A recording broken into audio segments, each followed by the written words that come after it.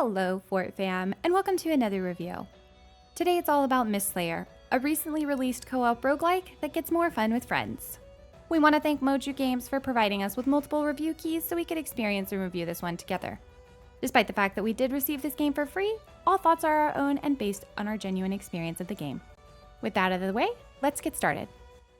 Our story section is going to be quite short, just due to the nature of roguelikes in general. This isn't a title that's going to offer you a story-driven, or even story content at all. We get small bits of it that tell us who we are, why we're in the universe, and what our mission is, and there are a few more pieces to be unlocked through progression, but not much. That's completely okay though. This is a roguelike after all, and if you're new to the genre, is pretty run-of-the-mill standard. While some seek to go above and beyond and tell a story alongside the gameplay, most opt in to focusing on the game's abilities and progression system, and mistslayer does exactly that.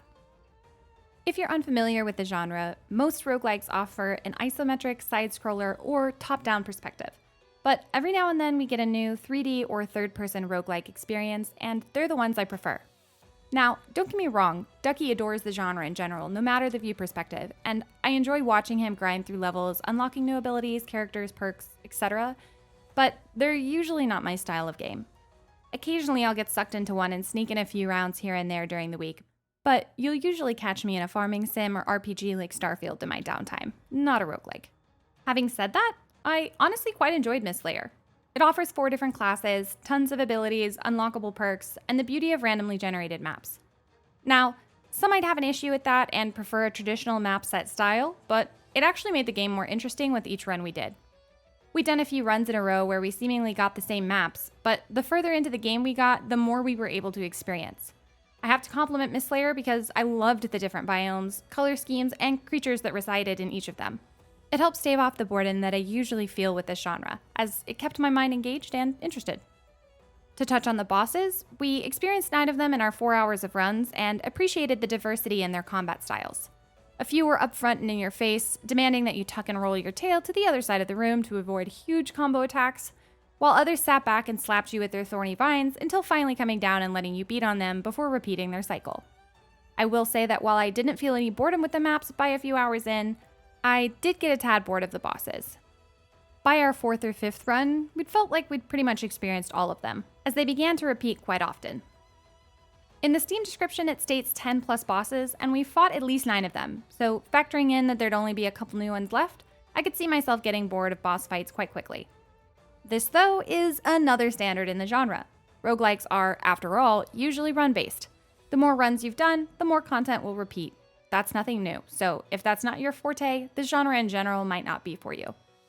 Hack and slash Souls-like combat, where you consistently push your skills to the max by dodging chaotic abilities and deal massive damage to your foes, all while gaining power the further in you get, is the epitome of the roguelike genre, and is exactly what mistslayer offers. Yes, bosses and maps may start to feel repetitive after a while, but that's where the class and ability choices come in. Speaking more on the classes, I enjoyed how diverse the playstyle of each one felt. With the combination of different abilities and skills that you can pick up during your runs, each experience felt new. Even when I'd played the Assassin 3 runs in a row, each pillar of mist we'd clear would offer random choices, and I found myself trying different styles to see what worked and what didn't. To my pleasant surprise, no matter what I started out with, due to the randomness of the pillars and abilities, each playthrough would feel different, even if I'd chosen a similar path in my previous one.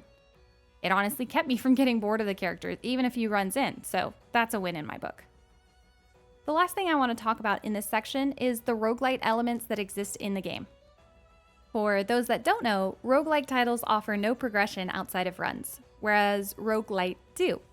It's a confusing line that gets blurred by developers and the community alike, so don't feel bad if you confuse the two for the rest of your life, because I guarantee someone is going to comment that I'm wrong, and you'll probably find 4 subreddits arguing about it.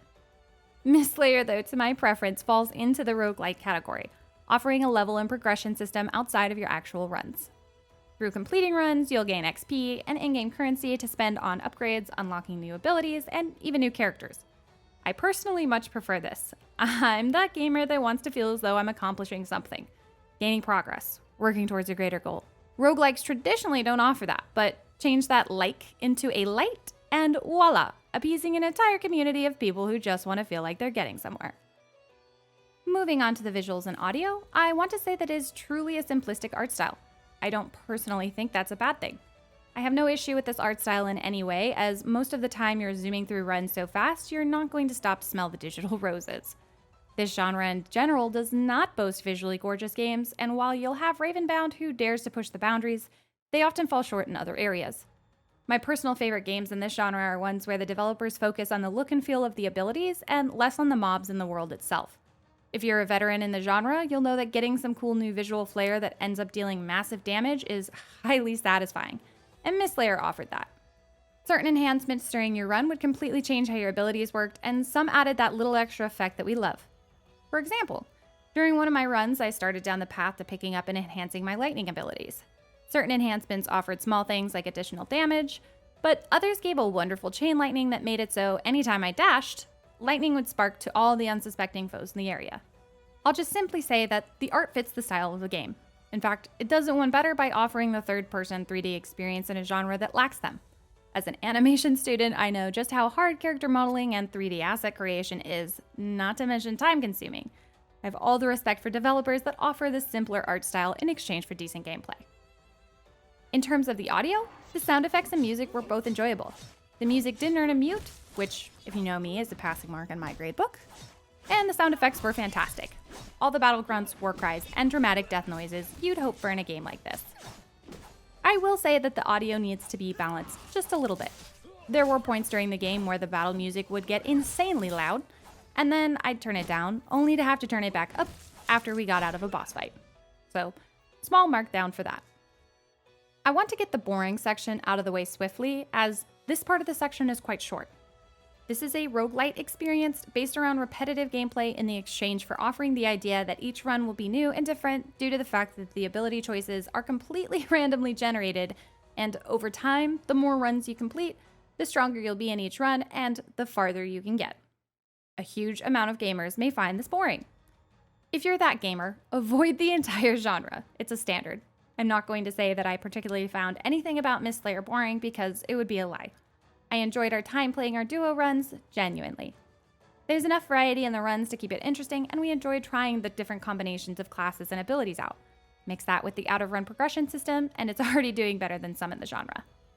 With the boring part done, I do have to shed some light on where the game struggles. As we've mentioned in previous videos, we added this section to keep us humble about our gaming experience.